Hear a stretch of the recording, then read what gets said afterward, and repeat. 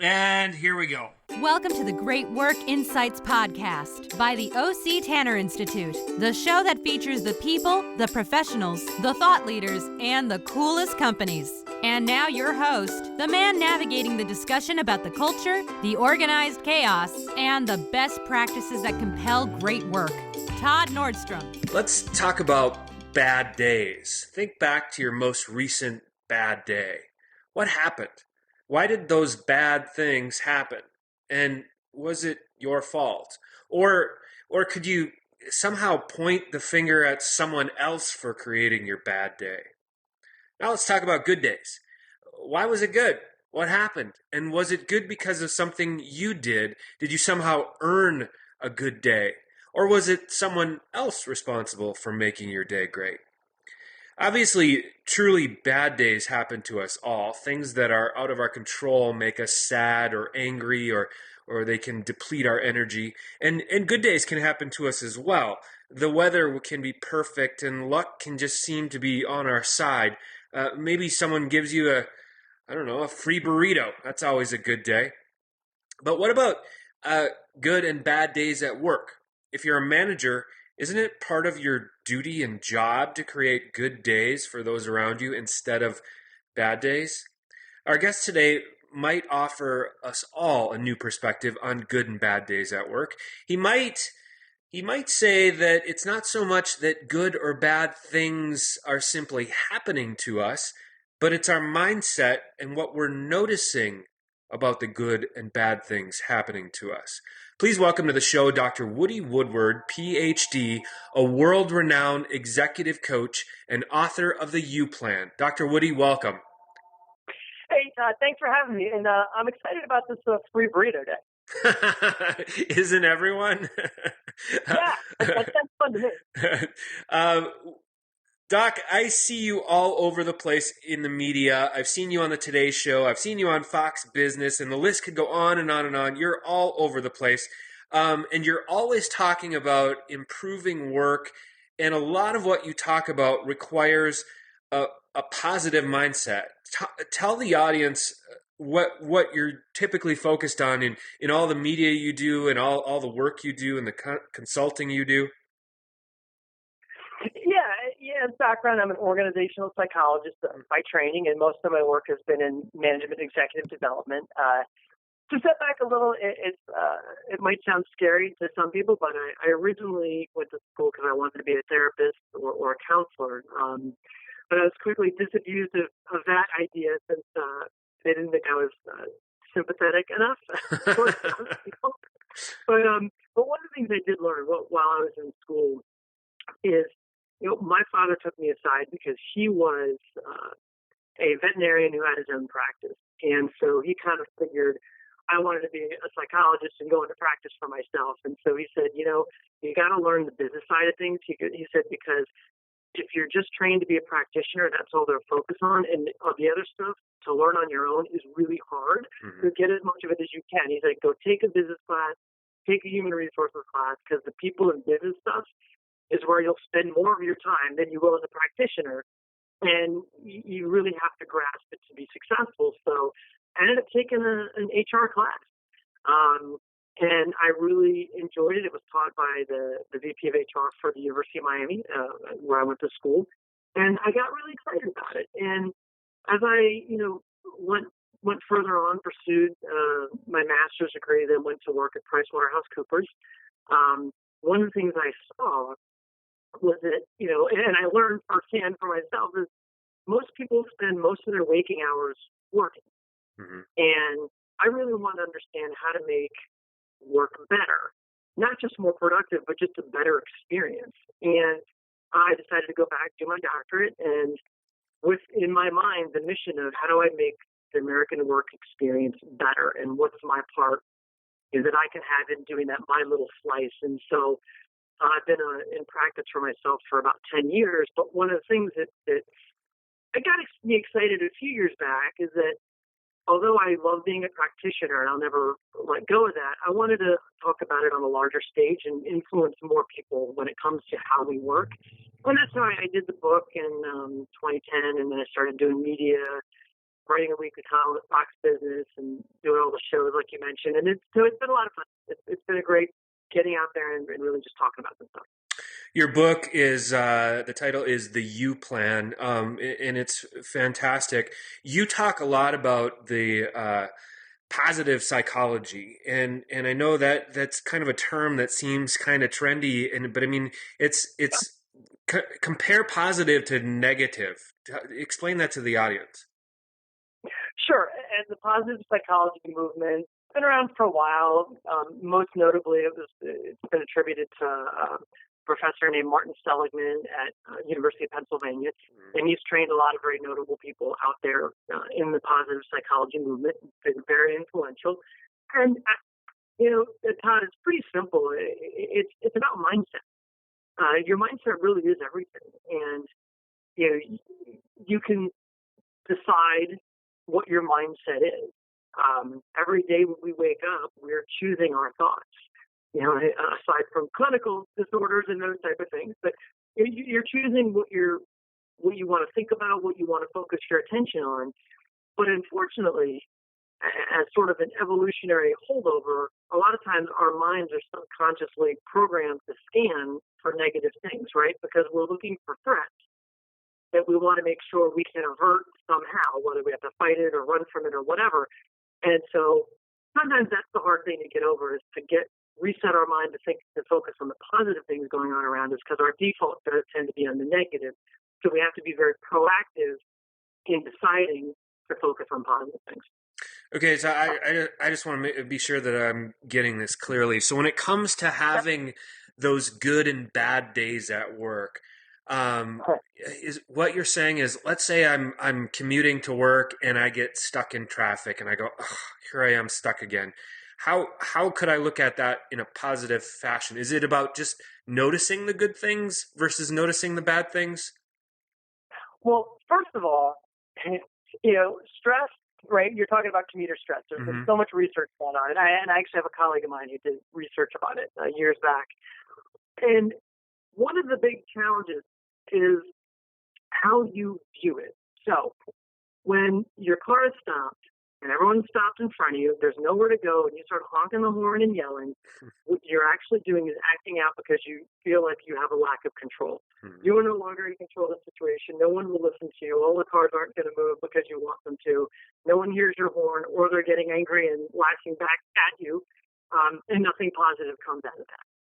It's about stopping for a second and saying, look, if I don't have control over the situation, understand what is it that I can do within reason, and what is it that I can take solace in knowing that, all right, I've done all I can. I just have to breathe, relax, and calm down. I'm not saying, okay, make the most out of it, but hey, if you get a chance to listen longer to the radio station you're listening to where there's something interesting on, you have a chance to hear some good music, you can get on the phone and make some calls, right? As long as you're safe, just don't text. But so there are things that you can proactively do to turn a negative situation into at the very least neutral, if not potentially positive. But it's mindset. If you make the decision to be angry about it, you're deciding that for yourself. Nobody went out there and intentionally put a roadblock up or created traffic jams to make your specific life or circumstance bad. But that's the unfortunate thing that we do to ourselves, is we believe that things somehow are intentionally done to us when they're not. Yeah. It's about taking it personally, even though there's no real rational evidence that it was done to you. So that's, I think, where my first point, particularly when it comes to commuter stress. But when it comes to those things that happen, you have to evaluate it. You have to step back and understand, what do I do with this? What do I do to mitigate whatever negative things that are happening? And how do I look and scan around me for something that is positive, that will put me in a mindset? Because how is being in a negative mindset going to help? I mean, that's the real question. How is that actually going to help you? No. Yeah, it's not. It's not. It's interesting too, because if you think about, like, let's say it's the morning commute, or whatever. From a psychological standpoint, if I start out with something negative, how hard is it for me to turn my day into positive? So, yeah, there was great research by a former CBS anchor turned happiness researcher named Michelle Gillen, along with pretty well-known, famed happiness researcher Sean Achor, and then, of course, Arianna Huffington of HuffPost and AOL, among other things. What they found was that being exposed to just 3 minutes of negative news in the morning will increase your chances of having a negative experience over the next 6 to 8 hours by 27%. Wow. Right? So you're nearly a third more likely to experience something negative just by passively seeing some kind of quick negative news snippet. So that's incredibly powerful when you think about it. Because Yeah, it is. that goes back to, are we doing this to ourselves? Because you choose what news you want to watch in the morning. You also choose what things you're going to think about in the morning before you walk out the door, what you're going to read, what you're going to talk to your spouse or your kids about. Those are choices. You may not feel like they're choices, but they most certainly are, or at least how you go about viewing those things, having those conversations, what you read, are choices. So if you do it to yourself, you have to think, how can you undo it? Well, I mean, if it's true that that 3 minutes of negative news, would the opposite be true then too? If we started our day with 3 minutes of positive whatever, are we more likely to have something positive happen to us? A free burrito, for instance. I love the free burrito concept. You get that free breakfast burrito in the morning, running through the drive-thru. Life is going to be very good.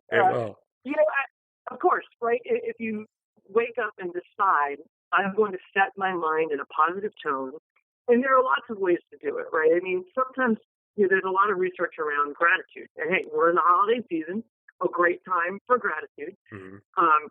Where research has demonstrated that people that every day, whether they're journaling, sending emails of thanks, doing certain things that make you feel good, that are positive, it will set you in a positive tone. You'll feel better.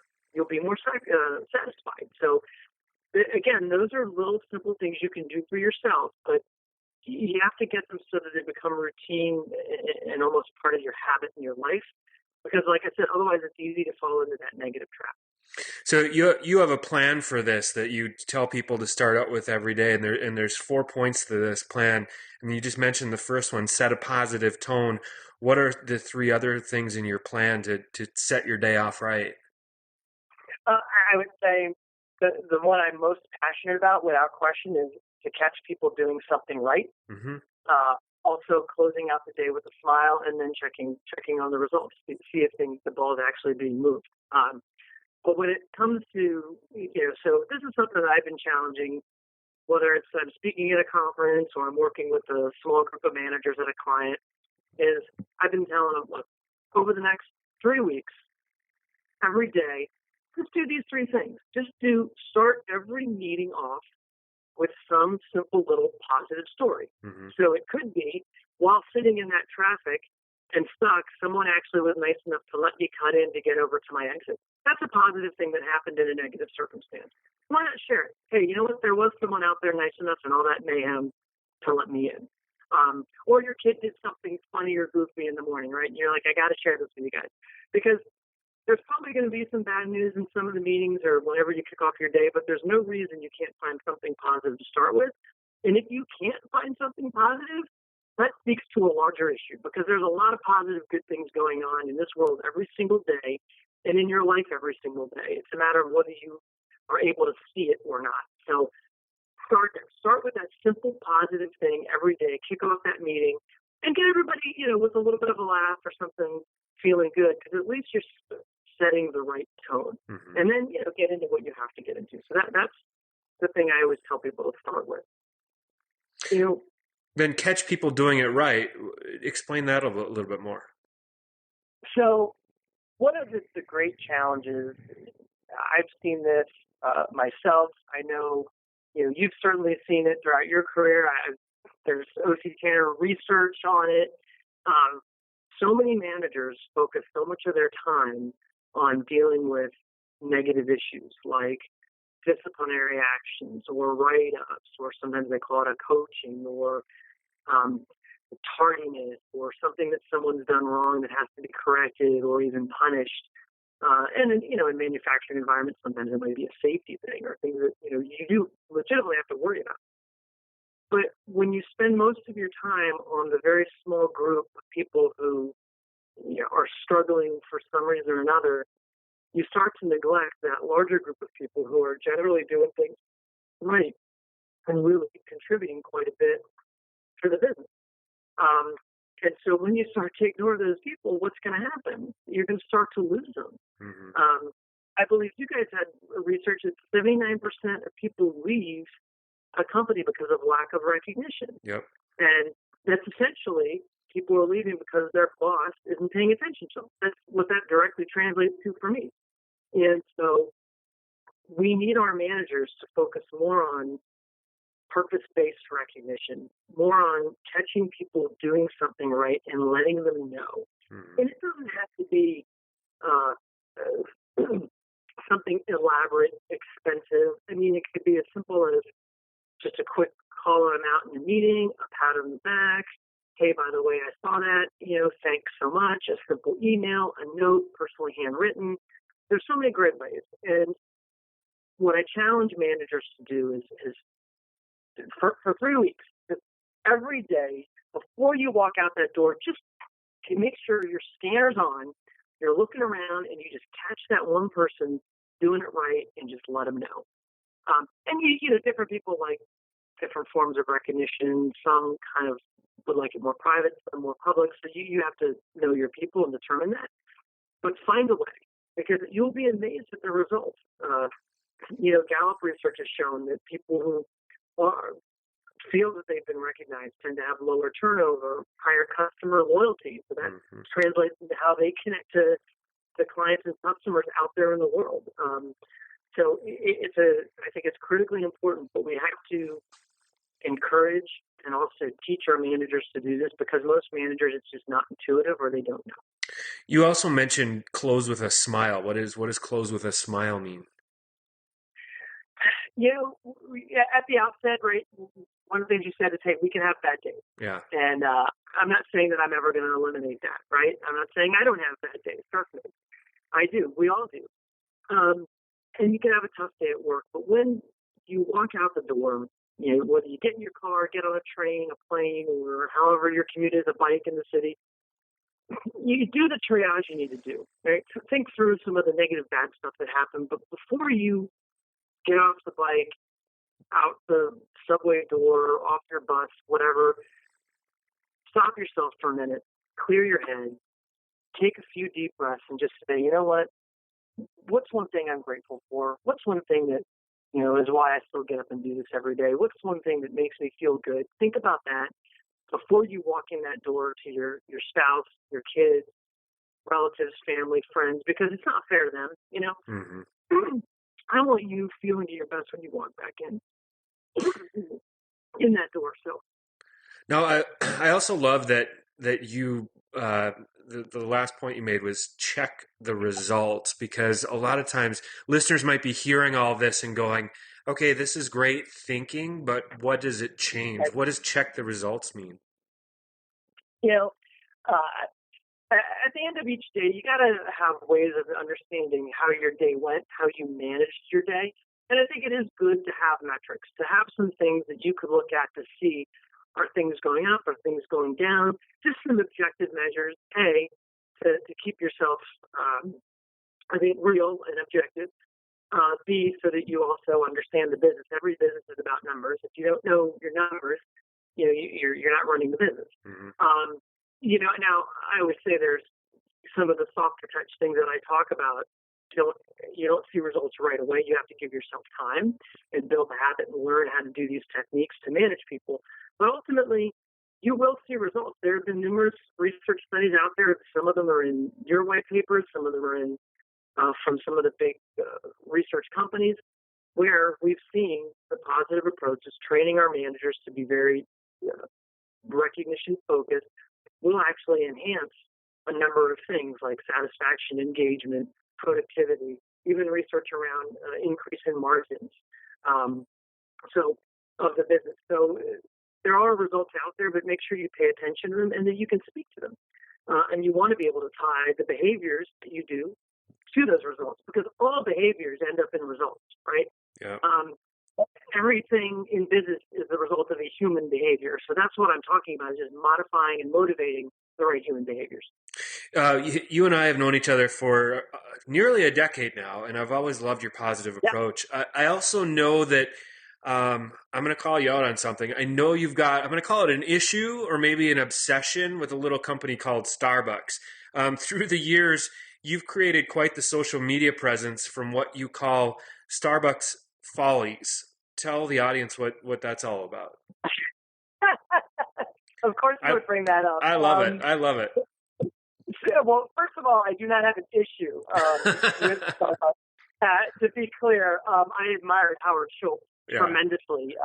Anyone who doesn't know, I got to see him speak actually in Monaco in the summer at a conference, and he spends more money on healthcare for his employees than he does on coffee beans. So I have a huge admiration for him as an individual, his story, and what he's done as a company, without a doubt. And truth be told, I wrote my entire book, my first book, View Plan, sitting at Starbucks in Miami, downtown Miami. So I'm familiar. So what you're referring to on my website, the joke pictures I always take of my misspelled name, some variations on Woody that are kind of all over the place. And the reason that started, I actually was, I had some friends over at LinkedIn who were testing out at the time the new LinkedIn camera app to post pictures.